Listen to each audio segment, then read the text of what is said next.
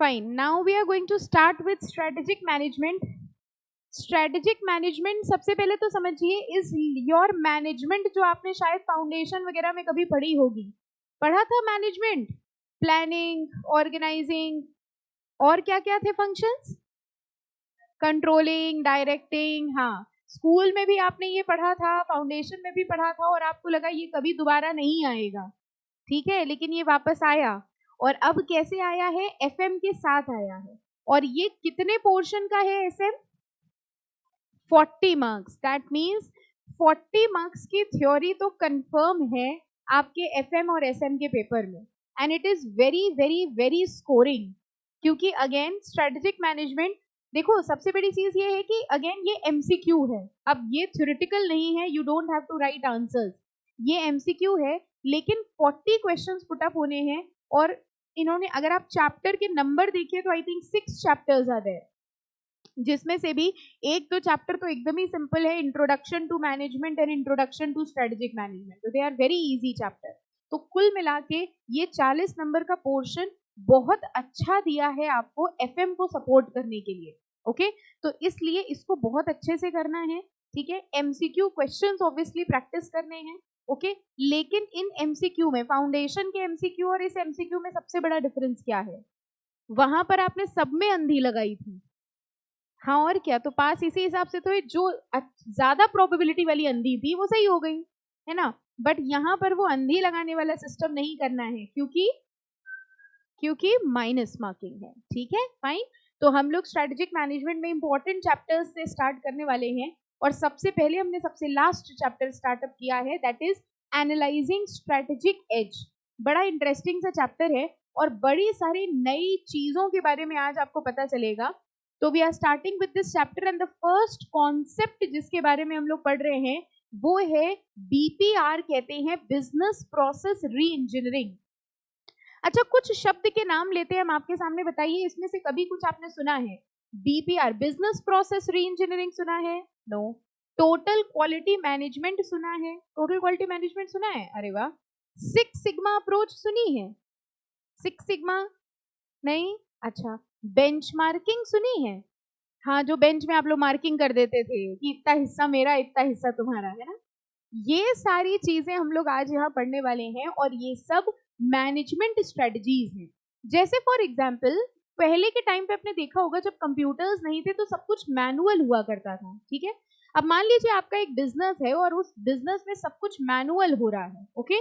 यानी कि कितना माल आया है, कितना माल गया है, कितना परचेज करना है, कितना रॉ मटेरियल में करना है, इस सब के लिए रजिस्टर बनाए हुए हैं आपने, और रजिस्टर को मेंटेन करने के लिए एक बंदा रखा हुआ है। यानी हमारा सिस्टम, हमारी कंपनी इस हिसाब से चल रही थी।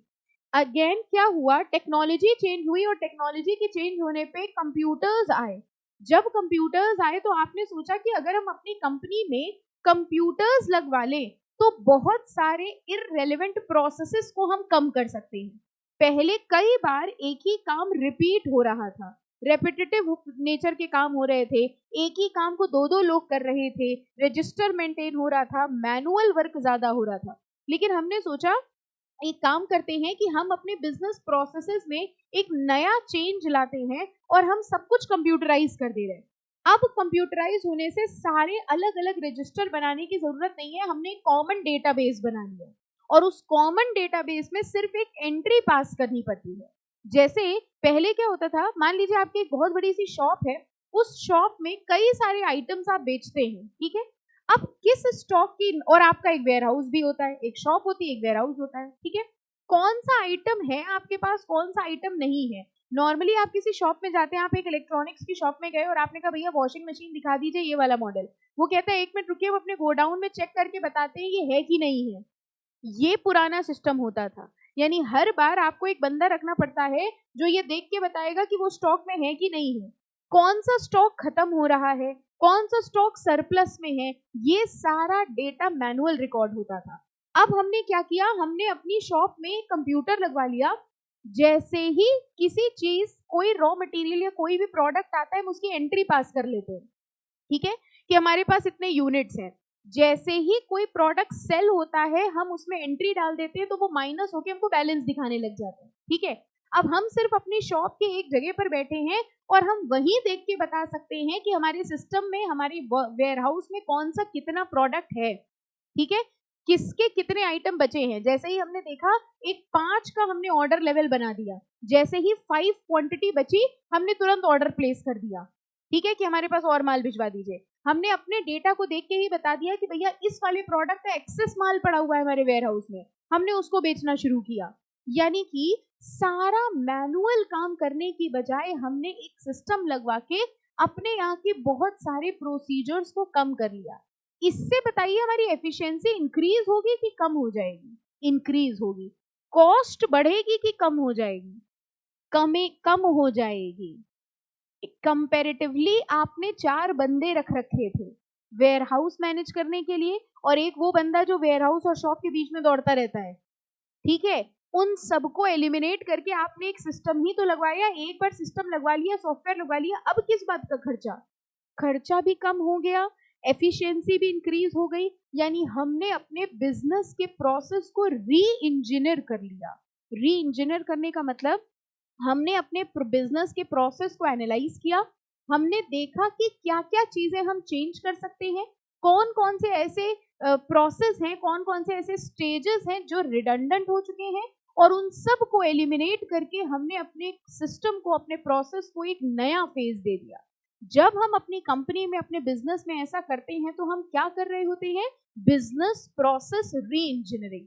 3 शब्द है, बिजनेस प्रोसेस री इंजीनियरिंग। बिजनेस के प्रोसेसेस को री इंजीनियर किया। हमने कोई नया प्रोडक्ट बनाना नहीं शुरू किया, हमने कोई अपनी कंपनी नहीं बेच दी, एग्जिस्टिंग बिजनेस को देखा कि किस नए तरीके से चलाया जाए। जैसे कई बार क्या होता है, आप लोग की भी शॉप्स होती हैं, ठीक है, कई बच्चों के घर में शॉप्स होती हैं, तो आपके जो पेरेंट्स चला रहे होते हैं वो उन पुराने मेथोडोलॉजी के हिसाब से चला रहे होते हैं। आप जब कभी उस शॉप में जाते हैं तो आप कहते हैं कि अरे नहीं, अब ये वाला सिस्टम ना चलाइए, अब ये सिस्टम रखिए, ये ज्यादा चल रहा है मार्केट के अंदर।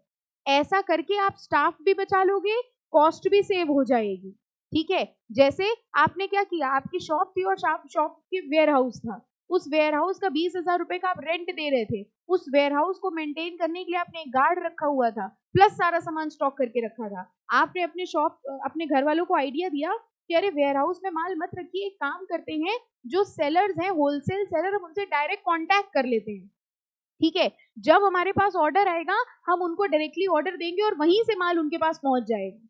अगर हमने ऐसा किया तो सोचिए हमने क्या करा, हमने अपनी कॉस्ट बचाई। अब हमें वेयर हाउस में माल रखने की जरूरत नहीं है, मेरा वेयर हाउस में जो माल रखा था वो खराब हो जाएगा, इस बात का डर नहीं है। जैसे ही मेरे पास ऑर्डर आया, हमने ऑर्डर प्लेस कर दिया और उन्होंने जाके माल की डिलीवरी कर दी।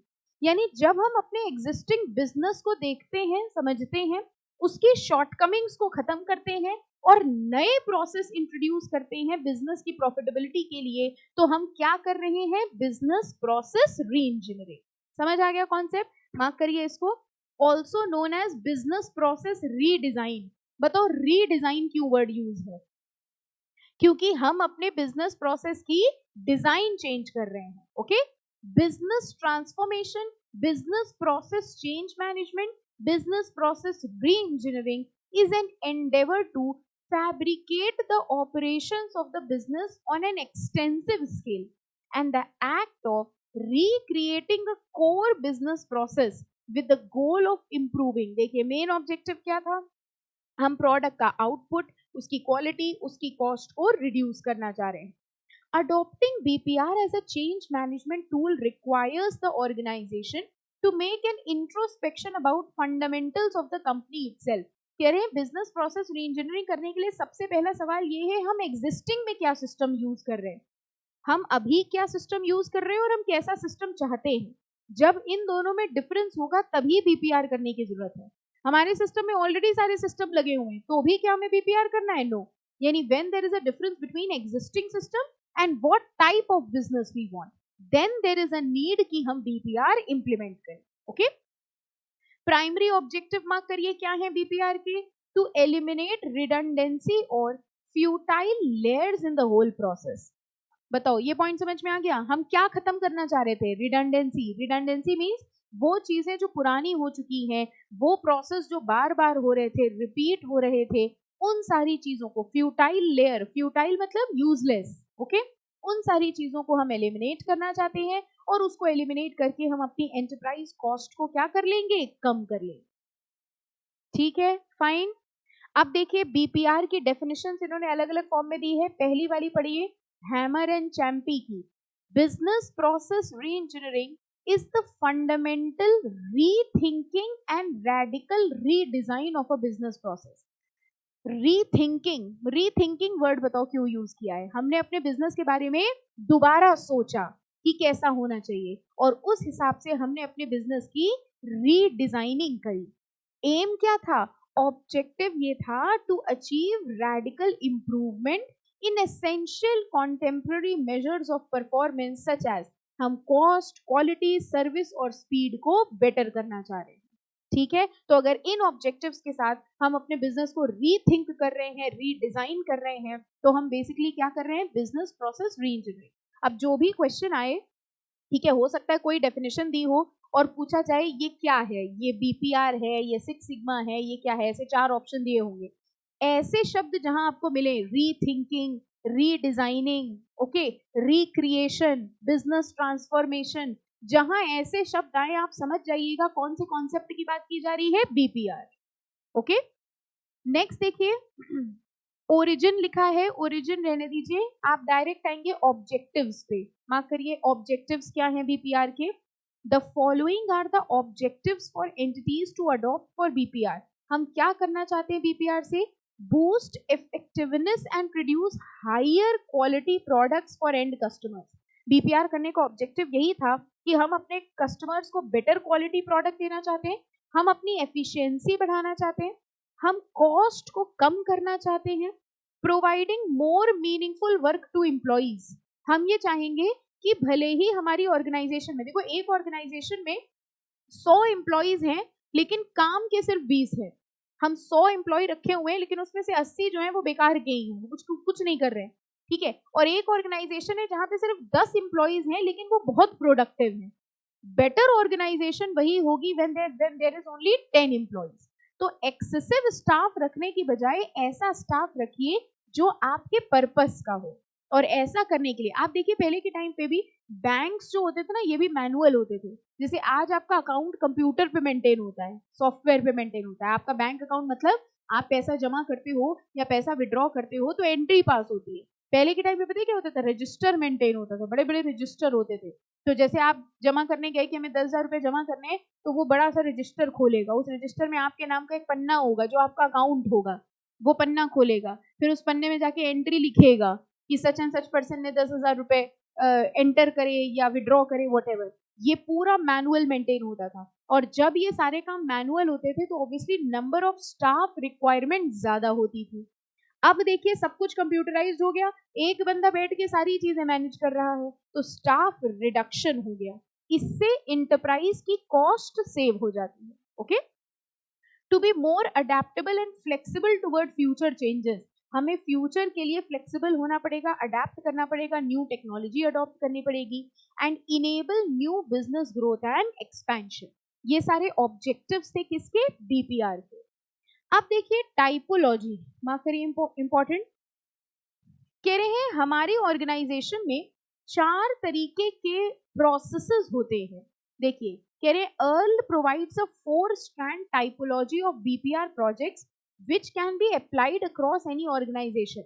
हमारी ऑर्गेनाइजेशन का एक होता है कोर प्रोसेस, ऐसे समझिए, एक होगा core process, support process, business network process and management process. For example मेरी कंपनी, ठीक है, केमिकल्स बनाती है। ओके, मेरी कंपनी में केमिकल की मैन्युफैक्चरिंग होती है, तो बताइए हमारा कोर प्रोसेस क्या है? मैन्युफैक्चरिंग। मेरी कंपनी केमिकल की मैन्युफैक्चरिंग करती है लेकिन मेरी कंपनी में एक फाइनेंस डिपार्टमेंट भी है। बताओ ये मेरा कोर प्रोसेस है कि सपोर्ट प्रोसेस है? Support process.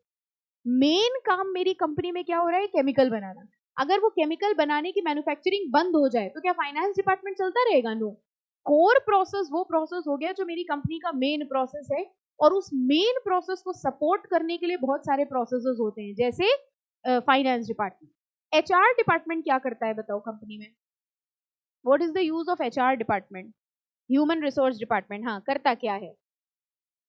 लोगों को हायर करता है। ओके, और आपकी जो हायरिंग होगी ना वो एचआर डिपार्टमेंट से ही होगी वैसे, hiring is from HR department, लोगों की salaries computation is of HR department, किसने, हाँ, ट्रेनिंग वगैरह एचआर डिपार्टमेंट प्रोवाइड कराता है, आपकी जो छुट्टियां सैंक्शन होती हैं सब कुछ ये एचआर डिपार्टमेंट, कुल मिला के इंप्लॉइज को मैनेज करने का पूरा काम कौन करता है, एचआर डिपार्टमेंट। अब अगर मेरी कंपनी में केमिकल बंद हो गया, मेन प्रोसेस बंद हो गया, तो एचआर डिपार्टमेंट क्या करेगा, यानी एक होगा कोर प्रोसेस जो मेन प्रोसेस है, और उस मेन प्रोसेस को सपोर्ट करने के लिए कौन से होंगे, सपोर्ट प्रोसेस। देखो कोर प्रोसेस में लिखा है, core process are central to business functioning and represent the primary value chain activities which relate directly to external customer. Examples being order fulfillment process. Next है support process. देखिए कह रहे हैं support process और back office process which reinforce the core process. core process को support करने के लिए कौन से बनाए जाते हैं, support process. जैसे हमारी कंपनी का आईटी डिपार्टमेंट है, फाइनेंस डिपार्टमेंट है, ह्यूमन रिसोर्स डिपार्टमेंट है, ये सारे के सारे डिपार्टमेंट कौन से हो गए, support process. Okay, business network process, business network process are the processes which extend beyond the boundaries of organization into other organizations such as suppliers and customer. अब मेरे बिजनेस में कोर प्रोसेस भी है, support process भी है, लेकिन ना हमारे सप्लायर है ना हमारे कस्टमर है। तो अगर हमारे सप्लायर नहीं है, कस्टमर नहीं है, तो माल बेचेंगे किससे और माल खरीदेंगे किससे। यानी हमें सिर्फ अपने बिजनेस के प्रोसेस पे ध्यान नहीं देना है, बिजनेस नेटवर्किंग, वो कौन कौन लोग हैं जो मेरे बिजनेस को हेल्प कर रहे हैं लेकिन हमारे बिजनेस के बाहर है। Who is a supplier, supplier किसको कह रहे हैं, रॉ मटेरियल सप्लायर। कस्टमर किसको कह रहे हैं, बायर्स। जब तक रॉ मटेरियल सप्लायर नहीं होगा तब तक हम कोर प्रोसेस का करेंगे भी क्या, और अगर कोर प्रोसेस पे हमने मैन्युफैक्चरिंग करी ही नहीं है तो फिर कस्टमर क्या लेगा। तो ये कह रहे हैं कोर प्रोसेस हुआ, सपोर्ट प्रोसेस हुआ, बिजनेस नेटवर्किंग। बिजनेस नेटवर्किंग का मतलब हमारे ऑर्गेनाइजेशन के बाहर के वो लोग जो हमारे प्रोसेस को सपोर्ट कर रहे हैं।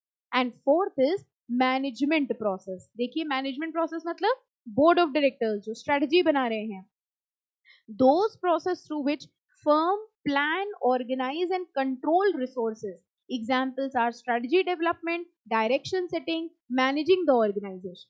ओके तो हम लोग कौन सा सिस्टम पढ़ रहे हैं, बिजनेस प्रोसेस री इंजीनियरिंग। बिजनेस प्रोसेस री इंजीनियरिंग का बेसिक मतलब क्या हुआ, हम अपने बिजनेस के प्रोसेसेस को चेंज कर रहे हैं ताकि हम एफिशिएंसी क्रिएट करें।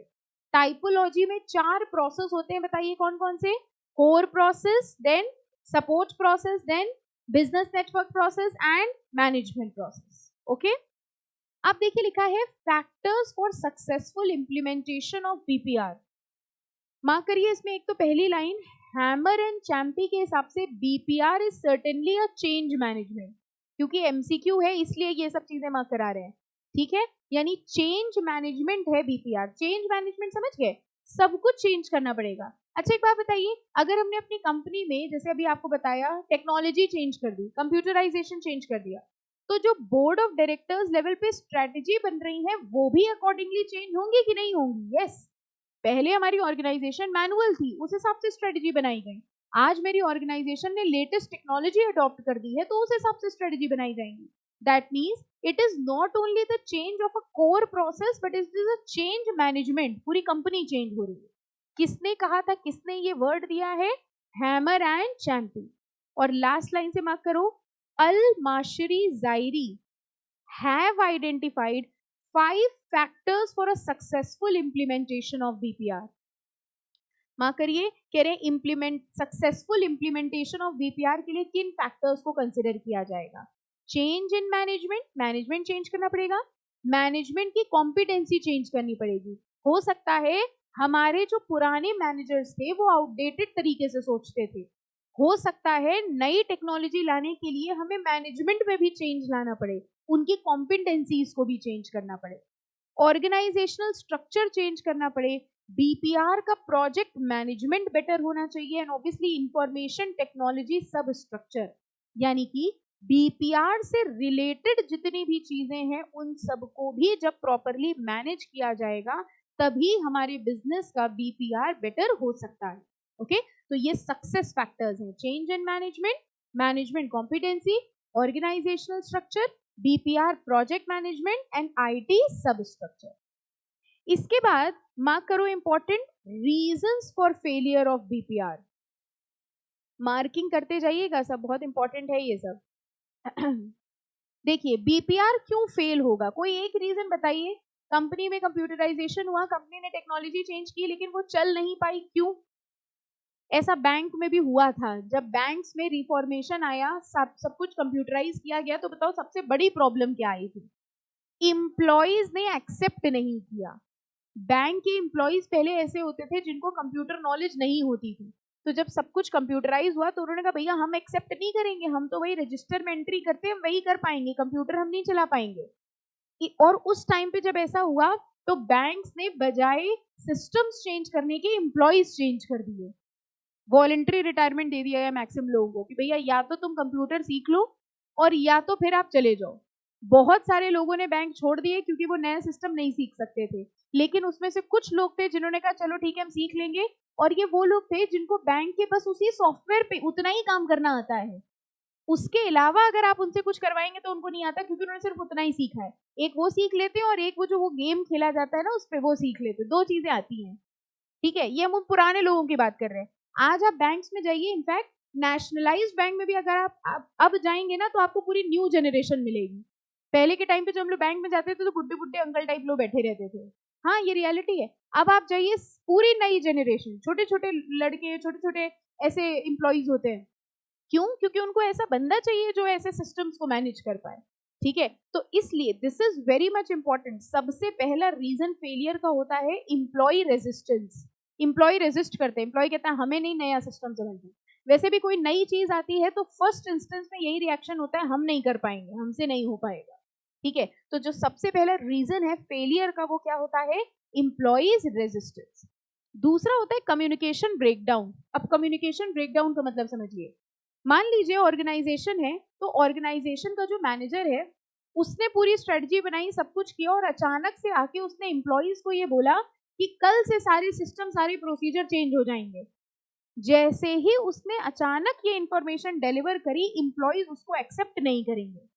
On the other hand management अपने ऑर्गेनाइजेशन के अंदर ये चेंजेस लाना चाहता था, लेकिन चेंज इंट्रोड्यूस करने के पहले ही धीरे धीरे वो एम्प्लॉइज को बताता जा रहा था। रोज उनके सेमिनार होते थे, वर्कशॉप होते थे, जिसमें उनको ये बताया जाता था कि एक नया सिस्टम आएगा और उस नए सिस्टम में आपकी एफिशिएंसी बढ़ जाएगी, आपकी कॉस्ट सेविंग होने लग जाएगी, आपको कम मेहनत पड़ेगी। आप बताइए ऐसा सिस्टम लाना चाहिए कि नहीं लाना चाहिए? एम्प्लॉय खुद ही आके कहेगा हाँ नया सिस्टम इंट्रोड्यूस कर दीजिए। यानी जब भी हम कोई नई स्ट्रेटजी प्लान करते हैं, इसका छोटा एग्जाम्पल समझ लीजिए, ज्यादा समझ में आएगा। मान लीजिए अभी हम अचानक आपसे कहते हैं अभी आपका टेस्ट है, चलिए पेपर निकालिए और लिखना शुरू कर दीजिए, आप नहीं देंगे टेस्ट। लेकिन अभी हम आपसे कहें कि बेटा बताओ कब टेस्ट रखा जाए, तो आप बढ़ चढ़ के हिस्सा लेंगे, हाँ हाँ थर्सडे रख दीजिए, फ्राइडे रख दीजिए, और फिर उस टेस्ट में आप खुशी खुशी देंगे। बात एक ही थी, फर्क कितना था? Communication gap. अगर आपसे बता के हम करेंगे प्रोसेस चेंज तो आप एक्सेप्ट कर लेंगे, लेकिन अगर हम बिना बताए चेंज करेंगे तो एम्प्लॉइज को ये लगता है हमसे पूछा भी नहीं, कि हमको बताया भी नहीं, कि हमको चेंज कर दिया गया। ठीक है, तो दो फेलियर के कारण, पहला फेलियर का कारण है रेजिस्टेंस और दूसरा कम्युनिकेशन ब्रेकडाउन, और तीसरा है personnel turnover. What is this word? Personnel turnover. Staff जो छोड़ के जाता है वो एक बहुत बड़ी प्रॉब्लम है।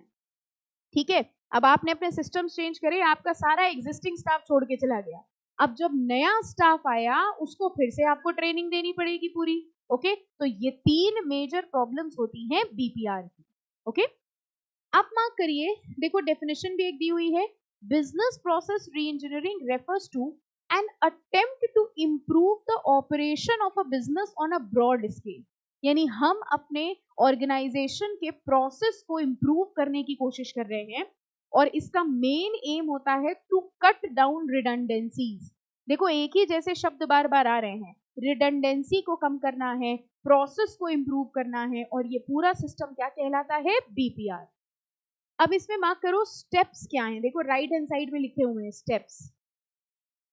सबसे पहले कह रहे हैं ऑब्जेक्टिव आइडेंटिफाई करिए, आप क्या चाहते हैं, आप अपने बिजनेस से क्या एक्सपेक्ट करते हैं, what is the objective. Customer की रिक्वायरमेंट क्या है, आपने सबसे पहले देखा हमारा ऑब्जेक्टिव क्या है, हम अपने बिजनेस को बहुत टेक्नोलॉजी ओरिएंटेड बनाना चाहते हैं। सेकंड, कस्टमर नीड, आज का कस्टमर क्या चाहता है? कस्टमर ये चाहता है कि उसको तुरंत ऑर्डर डिलीवर हो, कस्टमर ये चाहता है कि उसको तुरंत सर्विसेज मिले। और जब आपने देखा हमारा ऑब्जेक्टिव ये है, कस्टमर की रिक्वायरमेंट ये है, उस रिक्वायरमेंट के हिसाब से थर्ड पॉइंट पे आप देखोगे मेरा एग्जिस्टिंग बिजनेस क्या है, यानी कस्टमर की नीड ये है, हमारा एग्जिस्टिंग बिजनेस ये है, हमारा एग्जिस्टिंग बिजनेस कस्टमर की नीड को पूरा नहीं कर सकता। इसलिए फोर्थ स्टेप में हम सोचेंगे कि हम अपने बिजनेस का क्या करें, रीडिजाइन करें। और रीडिजाइन के बाद, स्ट्रेटजी बनाने के बाद फाइनली फिफ्थ पॉइंट पे हम क्या करेंगे, इंप्लीमेंट कर देंगे उस रीडिजाइन को। तो ऐसे लॉजिकली सोचो 5 स्टेप्स क्या हुए। सबसे पहले हम ऑब्जेक्टिव डिफाइन करेंगे, फिर हम कस्टमर की नीड समझेंगे, कस्टमर्स की रिक्वायरमेंट क्या है, उन कस्टमर्स की रिक्वायरमेंट के हिसाब से हम अपने बिजनेस को देखेंगे, हमारा बिजनेस प्रेजेंटली उस रिक्वायरमेंट को फुलफिल कर रहा है कि नहीं कर रहा है। अगर नहीं कर रहा है तो हम लोग क्या करेंगे, रीडिजाइन की स्ट्रेटजी बनाएंगे। और फिफ्थ पॉइंट पे हम लोग क्या करेंगे, इंप्लीमेंट द रीडिजाइन। तो बताओ 5 पॉइंट्स क्या हुए, स्टेप्स। सबसे पहला डिफाइनिंग ऑब्जेक्टिव, सेकेंड कस्टमर की नीड, थर्ड एग्जिस्टिंग प्रोसेस को देखना, फिर formulating the plan for redesign and implementing the redesign. ये 5 पॉइंट्स किसके हैं, बिजनेस प्रोसेस री इंजीनियरिंग के स्टेप्स। अब देखो यहां पर भी उन्होंने स्टेप्स दिया है, चार्ट में भी ऑलरेडी हम लोगों ने कर लिया, ऊपर देखो यहां पे भी वही स्टेप्स लिखे हैं, डिफाइनिंग, ठीक है, नेक्स्ट है identify customer need, existing process, formulate redesign and implement the redesign. Same points हैं जो हम लोगों ने वहां पे ऑलरेडी कर लिए। Okay fine. अब देखिए ये वाली केस स्टडी रहने दो, एक देखो फोर्ड की दी होगी, बिजनेस प्रोसेस री engineering Ford account payable case study मिला। फोर्ड एक कंपनी है, जानते हैं? हाँ, फोर्ड कंपनी में किस तरह से बिजनेस प्रोसेस री इंजीनियरिंग हुआ, अब वो पढ़ने वाले हैं हम लोग। तो जरा देखिएगा, one of the companies that successfully utilized BPR in the initial year is Ford for its account payable system. अब ध्यान से देखना क्या हुआ इस कंपनी में, पहले क्या होता था और बताएंगे बाद में क्या हुआ। Before implementation Ford used the account payable as shown in figure below. Ford's purchasing department initially sends a purchase order for raw material. जो परचेज डिपार्टमेंट है वो एक परचेज ऑर्डर भेजता था रॉ मटेरियल के लिए। It also sends a copy of purchase order to the accounts payable department, यानी एक वो अकाउंट्स पेबल डिपार्टमेंट को भेजता है और एक रॉ मटेरियल परचेज डिपार्टमेंट को भेजेगा। After sending the raw material the vendor raises an invoice to the accounts payable department. Accounts payable department tallies the purchase order, received material invoices and makes payment to the supplier. इसका एक chart दिया है next page पे, देखो ये process देखिए, Ford account payable process before BPR. कह रहे हैं बीपीआर के पहले देखिए क्या सिस्टम था, ये है वेंडर जिनसे ये रॉ मटेरियल खरीदते हैं, ठीक है, ये है इनका परचेज डिपार्टमेंट और ये है इनका अकाउंट्स डिपार्टमेंट। जब जब रॉ मटेरियल खरीदना होता था तो सबसे पहले परचेज डिपार्टमेंट एक परचेज ऑर्डर भेजता था वेंडर को, ठीक है, और साथ ही साथ वो परचेज ऑर्डर की एक कॉपी भेजता था अकाउंट्स डिपार्टमेंट को कि देखो हमने इतने का परचेज ऑर्डर प्लेस किया है। वेंडर जब माल भेजता था तो वेंडर क्या करता था, एक तो वो माल भेजता था वेयरहाउस को, ये देखो गुड्स भेज दिए इन्होंने वेयरहाउस में, और बिल भेजता था, इनवॉइस भेजता था अकाउंट्स पेबल डिपार्टमेंट को। फिर अकाउंट्स पेबल डिपार्टमेंट इस परचेज ऑर्डर को टैली करता था इस इनवॉइस से कि हमने जितने को ऑर्डर किया था उतना ही माल भिजवाया है कि नहीं भिजवाया है, और ये करने के बाद फिर वो पेमेंट करता था इनको। समझ में आया प्रोसेस क्या हुआ, फिर से बताएं कि हो गया, समझ आ गया ना क्या हुआ। अच्छा, बीपीआर लगवाने के बाद बताओ इस फिगर में क्या नई चीज इंट्रोड्यूस हो गई। फिगर में देखो एक चीज क्या इंट्रोड्यूस हुई, डेटाबेस। ये नहीं था पुराने फिगर, ये जो सिस्टम था इस सिस्टम में इनको सोचो कितना मैनुअल काम करना पड़ता था। पहले परचेज डिपार्टमेंट ने परचेज ऑर्डर इनको भिजवाया, एक यहाँ एम्प्लॉय लगा, फिर अकाउंट्स पेबल डिपार्टमेंट को एक इनवॉइस मिलेगा यहाँ से जो वेंडर देगा, ठीक है, फिर परचेज अकाउंट्स पेबल डिपार्टमेंट उसको टैली करेगा वेयरहाउस से माल आया है कि नहीं आया है। अब इन्होंने क्या किया, ये सब कुछ एलिमिनेट करके उन्होंने अपने यहाँ कंप्यूटर लगवाया, सिस्टम लगवाया, और अब देखिए क्या होता है, instead of making minor changes to the business process, Ford has decided to use BPR and information technology to radically change its accounts payable process. It has implemented an invoiceless process. अब पूरे system में क्या हुआ, देखिए पिछले वाले system में 4-5 invoice की कॉपी बनवानी पड़ रही थी, एक परचेज डिपार्टमेंट को भेज रहे थे, एक अकाउंट्स पेबल डिपार्टमेंट को भेज रहे थे, एक वेंडर को भेज रहे थे। इनवॉइसलेस सिस्टम में इन्होंने क्या किया, इन्होंने एक डेटाबेस बनाया, purchasing order will be raised bye purchasing department and updated in the database. जैसे ही परचेज ऑर्डर मिला वैसे ही उन्होंने डेटाबेस में अपडेट कर दिया, ठीक है। जब माल रिसीव होगा वेयरहाउस में तो जो वेयरहाउस वाला बंदा है वो भी डेटाबेस अपडेट कर देगा। यानी अब अकाउंट्स पेबल वाले बंदे को डेटाबेस में क्या दिख रहा है, इतने का परचेज ऑर्डर था और माल इतने का रिसीव हो गया। यानी अब अकाउंट्स पेबल वाले बंदे को 4-5 इनवॉइस की जरूरत नहीं पड़ी, उसने सीधे डेटाबेस में देखा माल इतने का रिसीव हुआ, परचेज ऑर्डर इतने का प्लेस किया गया था, उसने तुरंत पेमेंट बनाई और पेमेंट किसको भिजवा दी, वेंडर को। यानी जो पूरा सिस्टम था इनवॉइस बनाने का, वो पूरा सिस्टम एक ही जगह आ गया। ये फोर्ड कंपनी ने बिजनेस प्रोसेस री इंजीनियरिंग करी और इस पूरे प्रोसेस से देखिए एक लाइन लिखी थी, Ford employed about 500 people to handle the entire process. आपको लग रहा होगा ये प्रोसेस देख के कि इसमें क्या था, एक इनवॉइस लेके दौड़ना ही तो था कि लो इनवॉइस उस डिपार्टमेंट को दे आओ। एक कंपनी में एक इनवॉइस का मतलब होता है एक परचेज, और उनको एक परचेज नहीं करनी होती है, उनको कितनी परचेजेस करनी होती है एक दिन में, अलग अलग रॉ मटेरियल अलग अलग जगह से। अब क्या करा उन्होंने, डेटाबेस लगवाया, तो ये बिजनेस प्रोसेस री इंजीनियरिंग करके 500 एम्प्लॉइज कम कर दिए इन्होंने। समझ में आया? और 500 एम्प्लॉइज अगर इन्होंने कम कर दिए तो इनकी कॉस्ट सेविंग कितनी हो गई।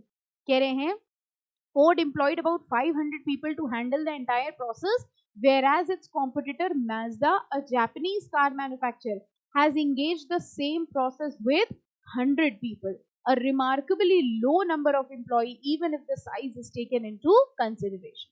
So this is how BPR works. समझ आ गया BPR? ठीक है, पक्का? सेकंड मूव करें हम लोग। BPR की टाइपोलॉजी बताइए, किस किस तरीके के प्रोसेस होते हैं, कोर प्रोसेस और सपोर्ट प्रोसेस और बिजनेस नेटवर्क एंड मैनेजमेंट, ठीक है, ये 4 होते हैं प्रोसेसेस। और स्टेप्स क्या होते थे बीपीआर के, सबसे पहले defining objective, second identifying customer needs, third existing system, ठीक है, fourth planning a redesign and fifth implementing the redesign. ये स्टेप्स थे, ओके। अब देखो अगला कॉन्सेप्ट जो आता है वो किस चीज का है, बेंचमार्किंग। क्या मतलब होता है बेंचमार्किंग का, एक स्टैंडर्ड सेट करना। जब भी हम लोग कंपैरिजन करते हैं तो कंपैरिजन के लिए we always set a standard. जैसे आपके जो मार्क्स आते हैं एग्जाम में, आपका स्टैंडर्ड ये नहीं है, वैसे आपका स्टैंडर्ड 100 होना चाहिए क्योंकि मैक्सिमम मार्क्स ऑब्टेन्ड इज 100, लेकिन आपका स्टैंडर्ड 100 नहीं है, आपका बेंचमार्क होता है आपके दोस्त के नंबर, वो आपके लिए बेंचमार्क है। उससे ज्यादा आए तो बहुत अच्छी बात है, उससे कम आए तो गलत बात है, ठीक है।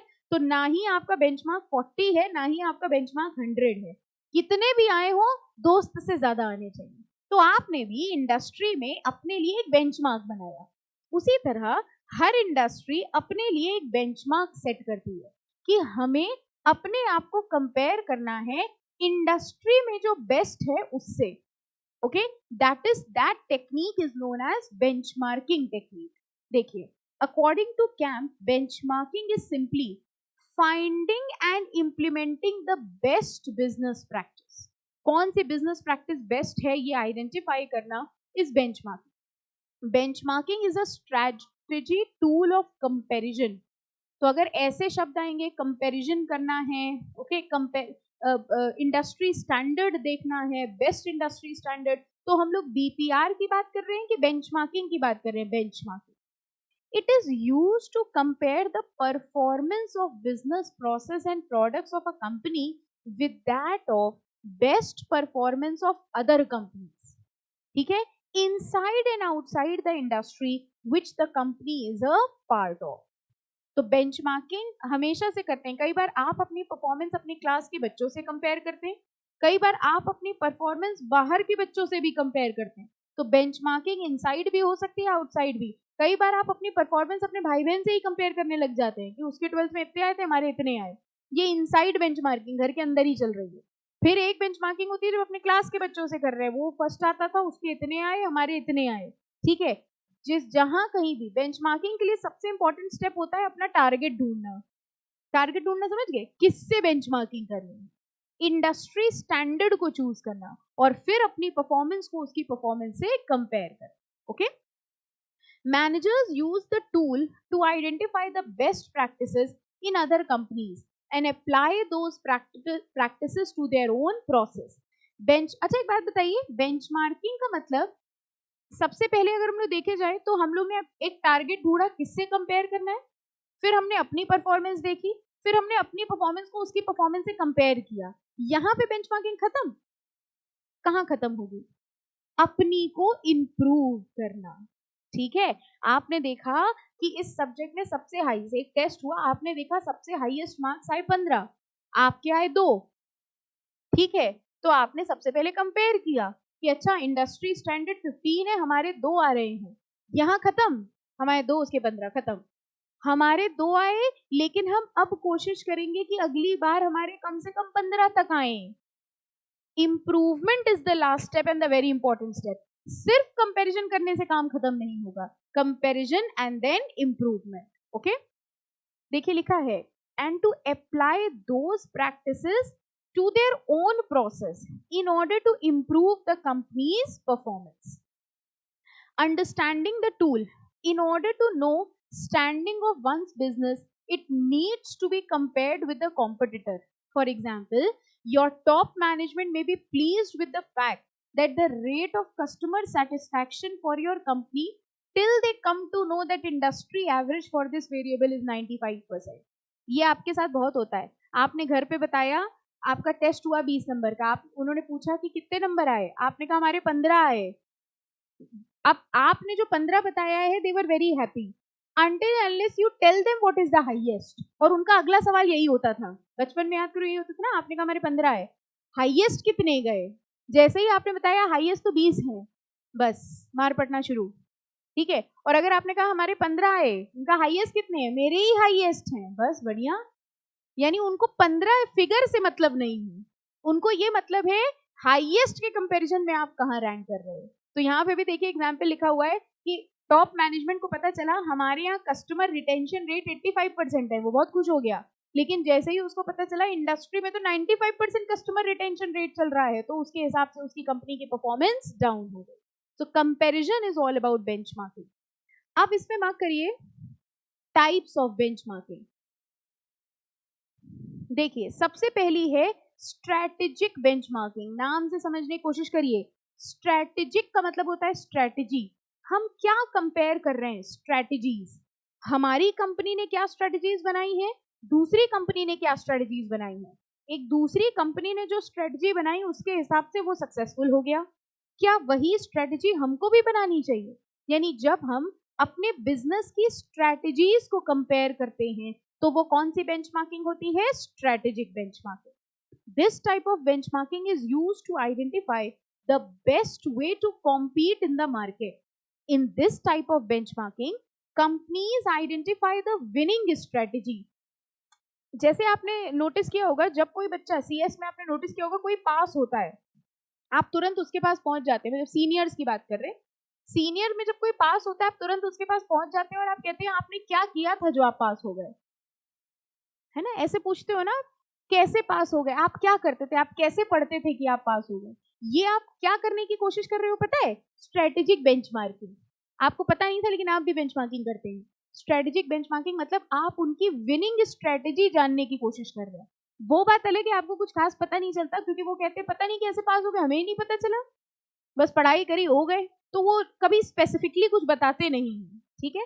बट विनिंग स्ट्रेटेजीज को पता करना, अपनी स्ट्रेटजी को कंपेयर करना। अब उन्होंने कहा कि हमारी स्ट्रेटजी तो ये थी, हम नोट्स बना बना के पढ़ते थे। तो आपने मन में सोचा यार हम तो नोट्स बना नहीं रहे, कहीं ऐसा ना हम फेल हो जाए। फिर आप नोट्स बनाने लगेंगे बस 1-2 दिन, ठीक है। यानी आपने उनकी स्ट्रेटजी से अपनी स्ट्रेटजी को कंपेयर किया, तो ये कौन सी बेंचमार्किंग चल रही है? Strategic benchmarking. ओके। दूसरी होती है परफॉर्मेंस बेंचमार्किंग। आप उनकी परफॉर्मेंस को अपनी परफॉर्मेंस से कंपेयर कर रहे हैं। उनके बनाए हुए गुड्स एंड सर्विसेज, आपके बनाए हुए गुड्स एंड सर्विसेज, उनके गुड्स एंड सर्विसेज की ड्यूरेबिलिटी ज्यादा है, क्वालिटी ज्यादा अच्छी है, आप भी सेम प्रोसेस यूज करते हो, आप भी सेम रॉ मटेरियल यूज करते हो। जैसे फॉर एग्जांपल आपने देखा आपका कॉम्पिटिटर वही प्रोडक्ट एक दिन में बना लेता है, ठीक है, आपकी company same raw material use करती है, सेम मशीन यूज करती है, लेकिन आपको वही आर्टिकल बनाने में 2 दिन लग जाते हैं। तो आपने देखा कि भाई इंडस्ट्री में तो इस प्रोडक्ट को बनाने में 1 दिन लगता है, हमको बनाने में 2 दिन लग रहे हैं, परफॉर्मेंस प्रॉब्लम आ रही है।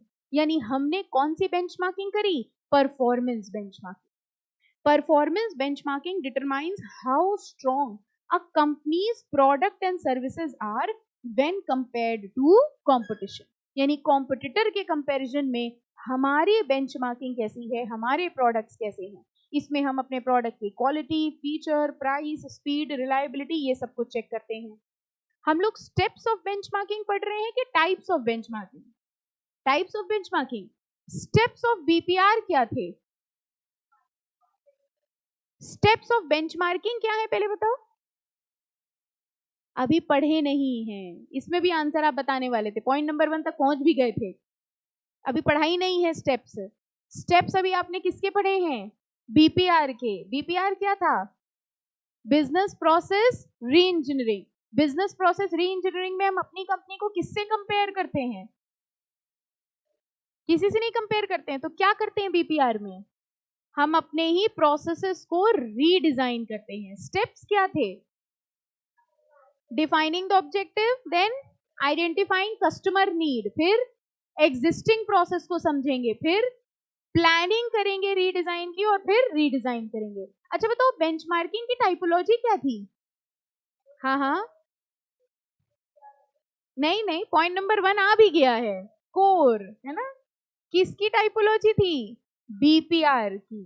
ठीक है, 5 पॉइंट थे, 4 थे, 4.5, 4 कौन कौन से? Core process, support process, business networking and management process. अभी क्या पढ़ रहे हैं? बेंचमार्किंग। बेंचमार्किंग में टाइप्स ऑफ बेंचमार्किंग 3 पढ़ लिए, 2 पढ़े। पहला स्ट्रेटेजिक बेंचमार्किंग, दूसरा परफॉर्मेंस। ओके, स्ट्रेटजीज जब कंपेयर करते हैं विनिंग स्ट्रेटजीज, तो वो कौन सी बेंचमार्किंग थी? स्ट्रेटेजिक। तीसरे में देखो क्या कंपेयर करेंगे?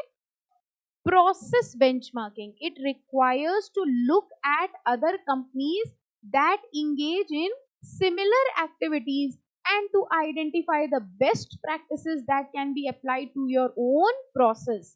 जब हम उनके प्रोडक्ट से अपने प्रोडक्ट को कंपेयर करते हैं तो वो परफॉर्मेंस बेंचमार्किंग होती है, लेकिन जब हम उनके प्रोसेस से अपने प्रोसेस को कंपेयर करते हैं कि गुड्स को बनाने का उनका प्रोसेस क्या है, हमारा प्रोसेस क्या है, तो वो कौन सी बेंचमार्किंग होगी? Process benchmarking. This is because companies first identify the weak competing point of their product and then focus on the key process to eliminate those weakness. तो ये 3 टाइप्स हो गए, 3 major types of benchmarking: strategic benchmarking, performance benchmarking and process. ठीक है। अच्छा, approaches. Internal benchmarking, जरा अपने आप रीड करके बताओ, इंटरनल बेंचमार्किंग में हम किससे कंपेयर कर रहे हैं? भाई बहनों से, है ना, अपने घर के ही बच्चों से कंपेयर कर रहे हैं कि 12th में कितने नंबर आए। ये कौन सी बेंचमार्किंग हुई? इंटरनल। कह रहे हैं in large organisation that have operations in multiple geographical location. जैसे कई बार हमने देखा है, मान लीजिए हमारी ही कंपनी के ब्रांचेस हैं, ठीक है, अब मान लीजिए हमारी कंपनी की 4 ब्रांचेस हैं और चारों ब्रांचेस में अलग अलग एम्प्लॉइज हैं, अलग अलग मैनेजमेंट है। अब हम अपनी ही कंपनी की ब्रांचेस में कंपैरिजन कर रहे हैं, देखो ब्रांच ए ने इतना प्रॉफिट कमाया है, ब्रांच बी ने इतनी एफिशिएंटली काम किया है, तो अगर हम अपनी ही कंपनी के विद इन के लोगों से कंपैरिजन कर रहे हैं तो वो कौन सी बेंचमार्किंग होगी? Internal benchmarking. ओके, समझ आ रहा है सब कुछ? पक्का? बहुत डिफिकल्ट तो नहीं लग रहा? ये तो नहीं लग रहा कैपिटल मार्केट तो सब ठीक है, हो जाता है, ये नहीं हो पा रहा है किसी तरह से। In large organizations that have operations in multiple geographical locations within or outside national and regional boundary, managing plentiful products and services, duplicating function and processes are usually performed. Internal benchmarking is used to compare the work of such teams. अलग अलग teams हैं हमारी company के अंदर, units or divisions, to identify the one that are best performing. तो अपनी organisation में भी जो अलग अलग टीम्स हैं, हमने उन टीम्स में देखा कि कौन सी टीम सबसे अच्छा परफॉर्म कर रही है और उस टीम के हिसाब से हमने रिमेनिंग टीम्स को कंपेयर किया. तो विद इन द ऑर्गेनाइजेशन हो रहा है तो कौन सी होगी? इंटरनल. एक्सटर्नल पढ़ो.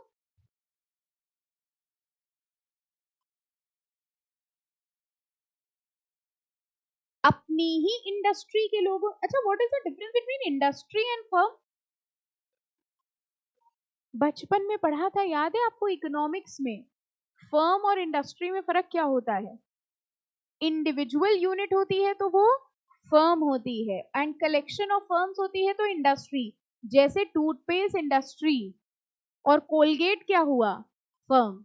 अगर कोलगेट कंपनी के अंदर उसने अपने ही एम्प्लॉय से बेंचमार्किंग करी तो वो क्या है? इंटरनल. लेकिन अगर कोलगेट ने कहा पेप्सोडेंट के प्रोसेसेस तो ज्यादा अच्छे हैं, पेप्सोडेंट के प्रोसेस में ज्यादा प्रॉफिट हो रहा है, कॉस्ट सेविंग हो रही है, यानी अपनी कंपनी के बाहर लेकिन अपनी इंडस्ट्री के with in, that is what is external benchmarking. और एक्सटर्नल बेंचमार्किंग का ही दूसरा नाम देखो क्या है? Competitive. Competitive benchmarking refers to a process when company compares itself with the competitors inside its industry itself. ठीक है. अच्छा, इंटरनल वाले में कॉम्पिटिटर के साथ हो रही है बेंचमार्किंग. सोचो, इंटरनल वाले में क्या कॉम्पिटिटर के साथ हो रही है? नहीं, एक ही कंपनी है, उसी कंपनी की अलग अलग टीम्स हैं. लेकिन एक्सटर्नल वाले में हम अपने कॉम्पिटिटर से कंपेयर कर रहे हैं which is in the same industry. Functional benchmarking में देखो,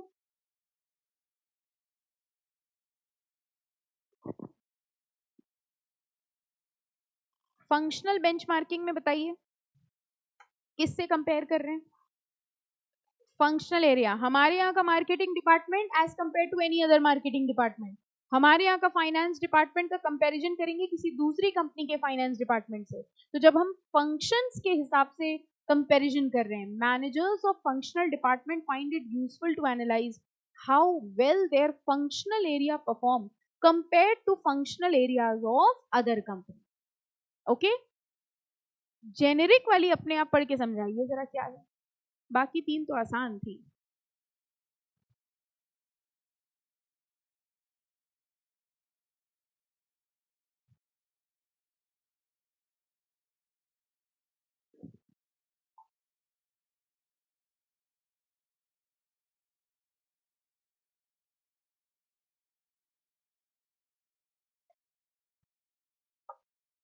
आया समझ में?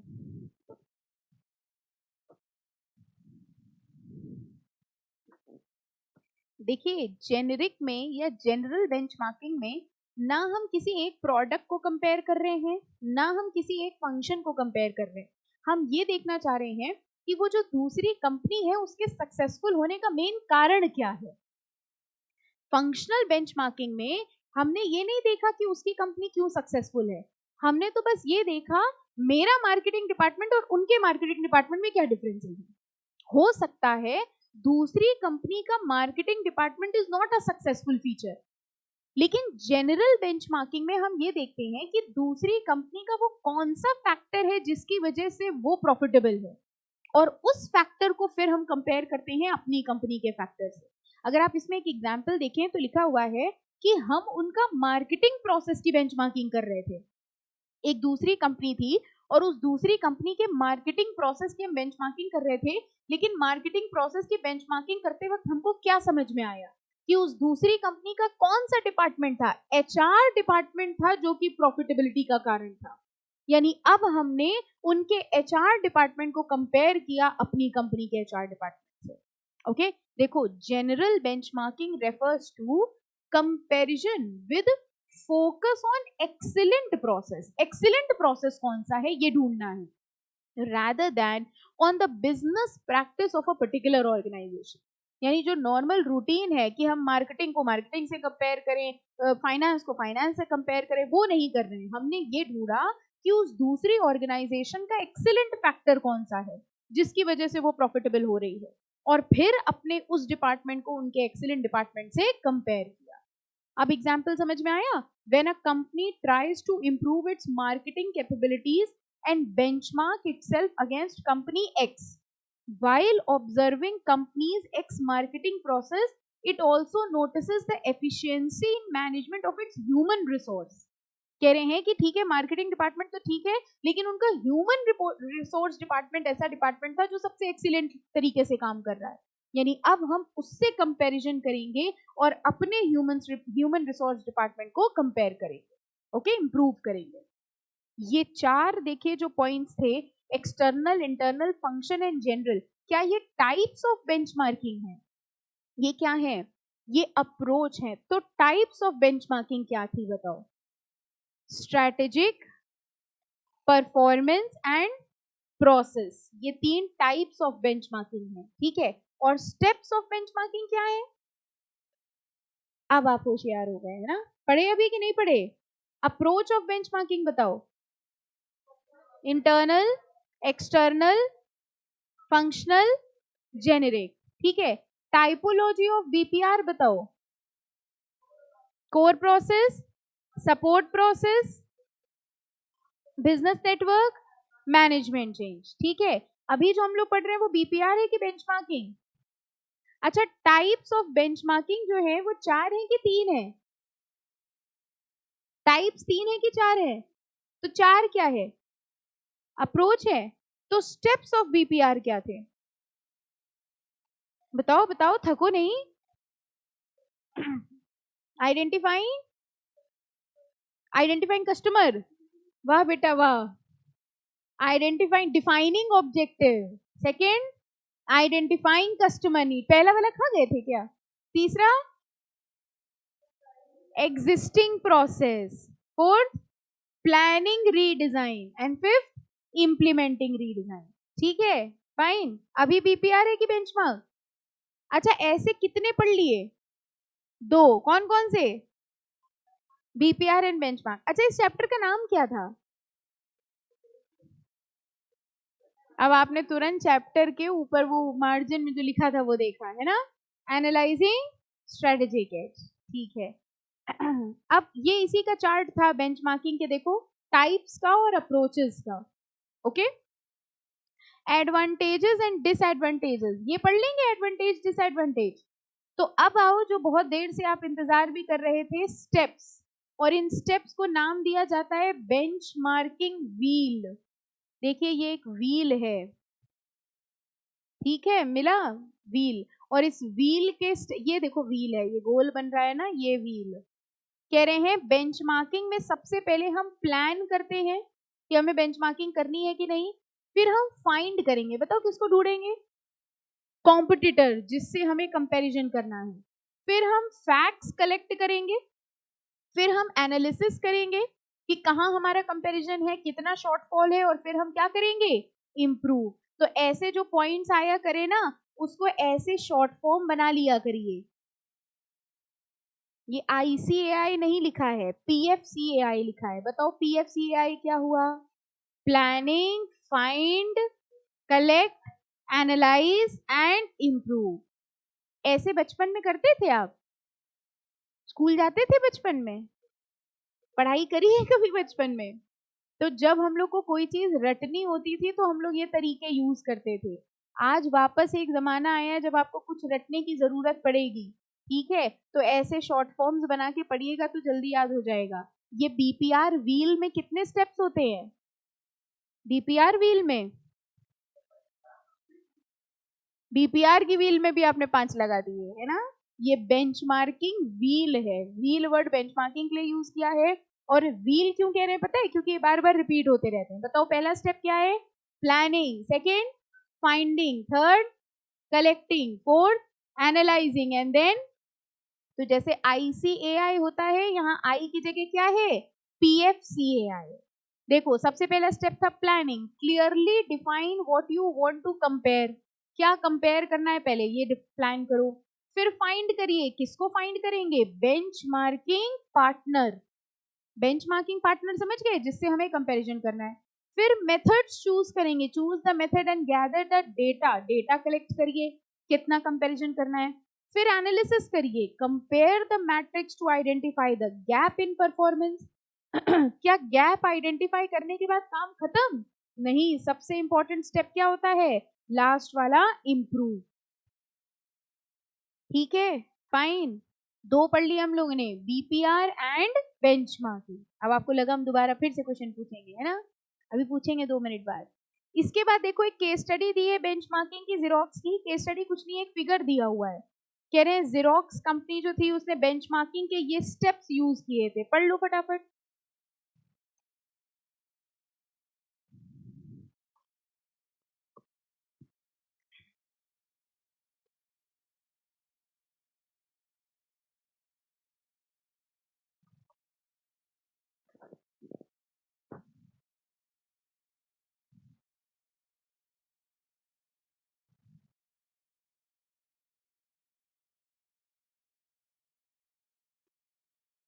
क्या हो गया इनका, क्या जल्दी हो गया?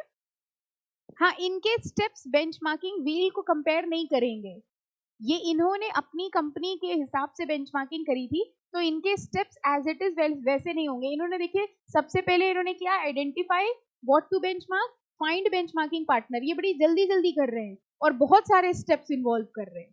ठीक है, तो तभी ये कह रहे हैं ये इनका बेंचमार्किंग प्रोसेस था। अब बेसिक बेंचमार्किंग प्रोसेस तो वही है जो हम लोगों ने पढ़ लिया 5 स्टेप्स का, लेकिन हर कंपनी अपने हिसाब से उसमें स्टेप्स को इंक्रीज और डिक्रीज कर लेती है। ठीक है, तो that is what is how they are doing, concept उतना ही है। देखो इनके फेजेस के नाम भी अलग हैं।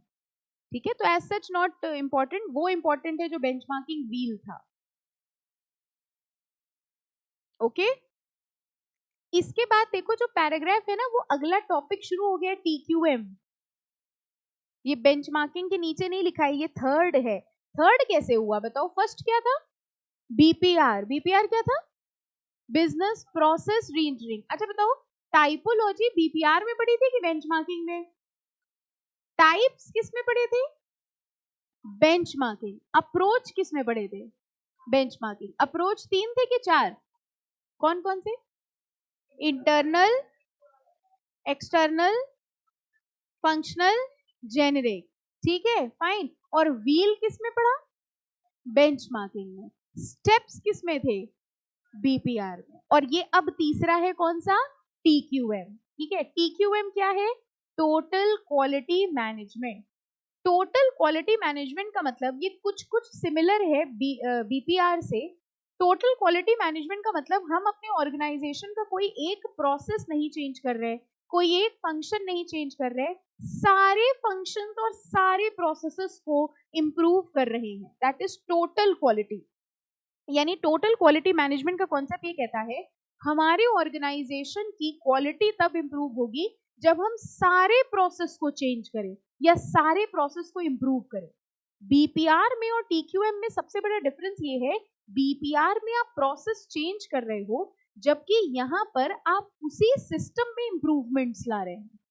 डिफरेंस समझ में आया? वहां देखिए आपने क्या किया था, वहां पर आप रीडिजाइन कर रहे थे, पुराने सिस्टम को हटा के नया सिस्टम लगवा रहे थे। यहां हमने पुराने सिस्टम को हटा के नया सिस्टम नहीं लगवाया, हमने एग्जिस्टिंग सिस्टम की ही शॉर्टकमिंग ढूंढने की कोशिश करी और उसी को ही इंप्रूव किया। That is the basic difference between BPR and TQM. देखिए, टोटल क्वालिटी मैनेजमेंट, ये मार्क कर लो, is a concept given by Edward Deming.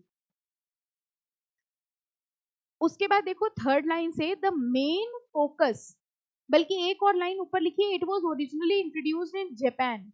ये मार्क कर लो, टीक्यूएम कहां ओरिजिनेट हुआ, जापान में।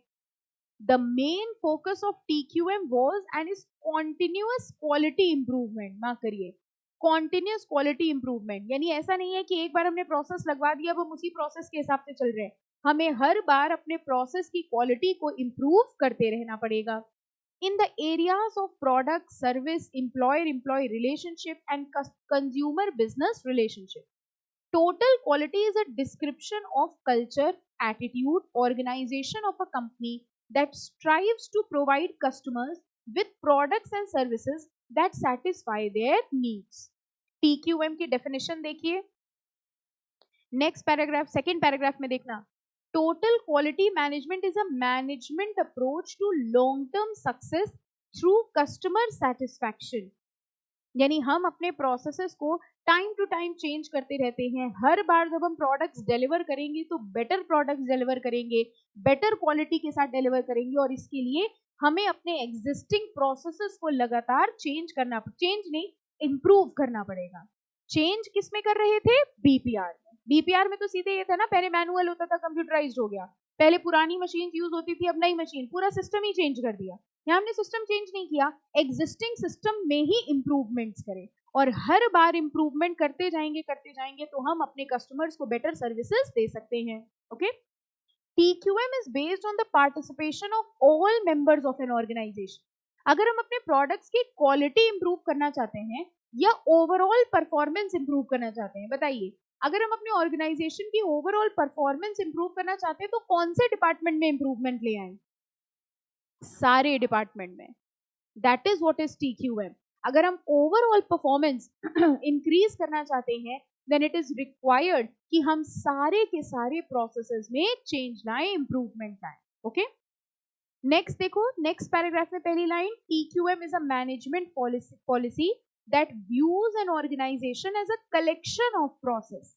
हमारी ऑर्गेनाइजेशन में बहुत सारे प्रोसेसेस हैं, मार्केटिंग है, फाइनेंस है, डिजाइन है, इंजीनियरिंग है, production, customer services, thereby focusing on meeting customer needs and organizational objectives.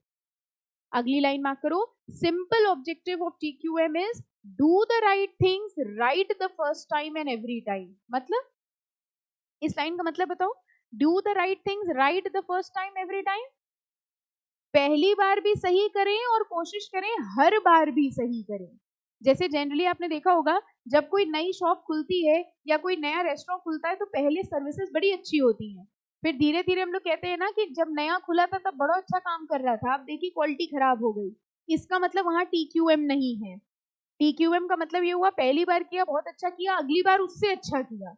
और ये तभी हो सकता है जब हम कॉन्टिन्यूसली अपने एग्जिस्टिंग सिस्टम्स को इम्प्रूव करते रहें। 3 प्रोसेस पढ़े हम लोग ने, 3 मैनेजमेंट स्ट्रेटजीज। पहली बीपीआर थी कि बेंचमार्किंग थी? बीपीआर थी, पक्का? बीपीआर के पहले कुछ था? नहीं था। सेकंड क्या थी? बेंचमार्किंग। तीसरी कौन सी है? TQM। अच्छा, नेक्स्ट देखिए, एक पॉइंट होगा, देखो ये मार्क कर लो, एक तो some examples of companies who have implemented TQM। इन कंपनीज ने देखिए TQM को यूज किया है।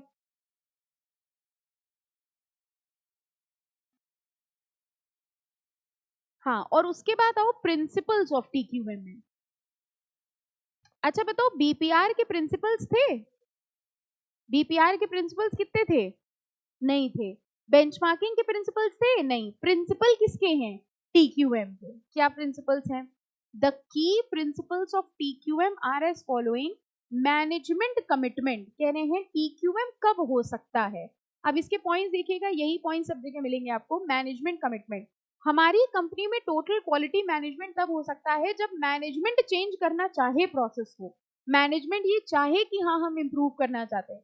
क्योंकि देखिए हमारी ऑर्गेनाइजेशन में किसी भी चीज की स्टार्टिंग होती है प्लानिंग से, और वो प्लानिंग करता कौन है? Top management. अगर टॉप मैनेजमेंट ये कह रहे नहीं, जैसे प्रोडक्ट जा रहे हैं जाने तो हमें कुछ इंप्रूवमेंट नहीं करनी, तो TQM नहीं हो सकता। यानी TQM करने के लिए सबसे पहला प्रिंसिपल किसका कमिटमेंट होना जरूरी है? मैनेजमेंट का।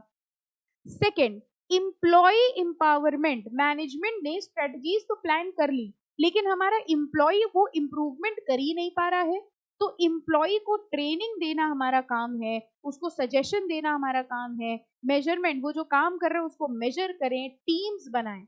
यानी 2 प्रिंसिपल हो गए, मैनेजमेंट का कमिटमेंट जरूरी है, एम्प्लॉय का एम्पावरमेंट यानी एम्प्लॉय को नेसेसरी इंफॉर्मेशन देना भी बहुत जरूरी है। Okay, third, fact based decision making. हम जो भी डिसीजन मेकिंग करें फैक्ट बेस्ड करें, फैक्ट्स के हिसाब से कि हमारे एग्जिस्टिंग सिस्टम क्या है, कस्टमर को क्या चाहिए, ये सारी चीजों को ध्यान में रख के डिसीजन मेकिंग की जाएगी। ये जो नाम लिखे हैं ना, ये सब मैनेजमेंट स्ट्रेटजीज होती हैं फैक्ट बेस्ड डिसीजन मेकिंग की।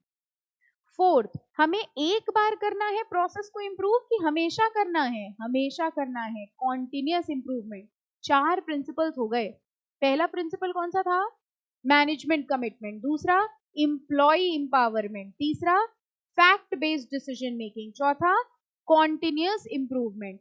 किसको फोकस करके करें ये सारे काम? Customer focus. यानी कितने प्रिंसिपल्स हैं? 5। 5 प्रिंसिपल्स कौन कौन से हुए? पहला, मैनेजमेंट कमिटमेंट होना जरूरी है। इंप्लॉय को ट्रेनिंग देना यानी इंपावरमेंट करना जरूरी है। डिसीजन मेकिंग कैसी होगी? Fact based decision making. Fourth, customer की needs, continuous improvement. And fifth, customer की नीड को फोकस करना है। ठीक है, ये 5 प्रिंसिपल्स हैं किसके? बेंचमार्किंग के। किसके? TQM। 3 पढ़ लिए हम लोगों ने। पहला DPR, दूसरा बेंचमार्किंग, तीसरा TQM। ओके, थके तो नहीं? थक गए? कितनी देर और पढ़ सकते हैं? बस इसी वक्त खत्म है ना? TQM खत्म कर लें? अच्छा देखो, बस खत्म ही है क्योंकि दोनों टॉपिक्स ना एक जैसे पॉइंट्स हैं।